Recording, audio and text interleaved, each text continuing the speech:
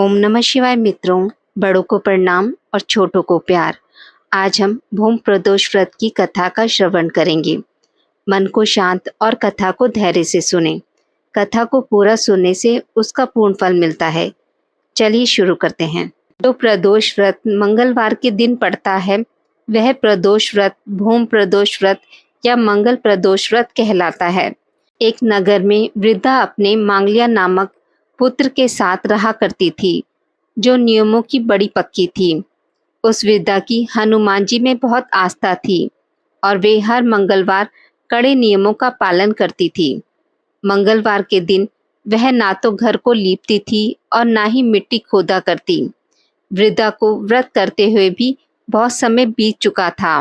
वृद्धा की श्रद्धा भक्ति देख हनुमान जी ने उसकी परीक्षा लेने का मन बनाया। परीक्षा लेने के उद्देश्य से वे साधु का वेश धारण कर वृद्धा के घर आ पहुंचे। फिर वे कहने लगे कि यहाँ कोई हनुमान जी का भक्त है जो मेरी सहायता करे। साधु की आवाज सुनकर वह वृद्धा घर से बाहर निकल आई और साधु को प्रणाम कर बोली, आज्ञा महाराज, मैं किस तरह से आपकी सहायता कर सकती हूँ। साधु वेश धारण किए हनुमान जी वृद्धा से बोले कि मैं बहुत भूखा हूँ, मुझे भोजन कराओ, तू यह जमीन लीप दे।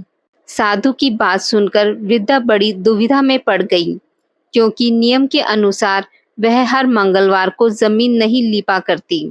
कुछ देर सोचने के बाद साधु के सामने हाथ जोड़कर बोली, महाराज, यह कार्य तो मैं नहीं कर सकती, कृपया कर आप मुझे कोई दूसरा कार्य करने की आज्ञा दे दीजिए, उसे मैं किसी भी हालत में पूरा करूंगी।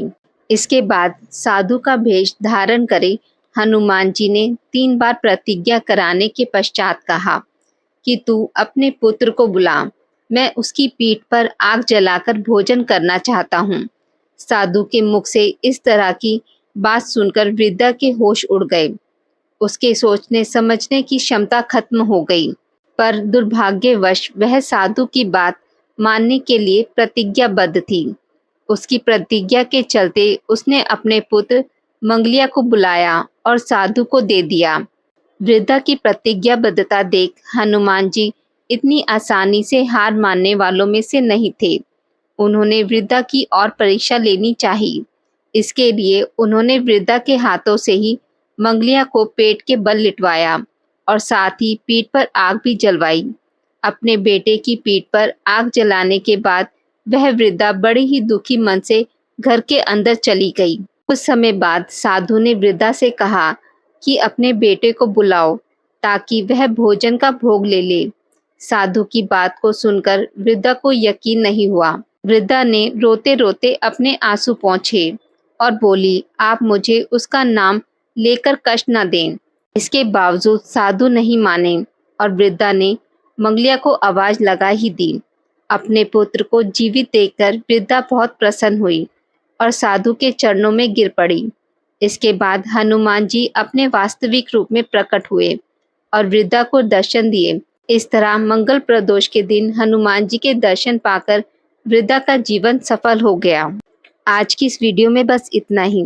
मित्रों, अगर आपको मेरी वीडियोस पसंद आती हैं तो इसे लाइक और शेयर ज़रूर करें और पूजा पाठ से जुड़ी जानकारी के लिए मेरे चैनल को सब्सक्राइब करना ना भूलें। धन्यवाद।